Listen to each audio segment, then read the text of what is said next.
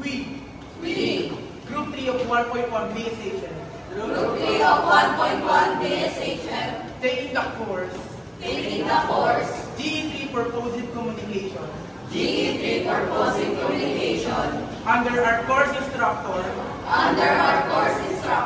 Mr. Kyle Z. Gazolgani. Mr. Kyle Z. Gazolgani. We vow to communicate honestly, avoid all forms of academic dishonesty, and always foster excellence on our learning journey. We commit to learning and growing together, supporting each other in upholding academic integrity. So help us God.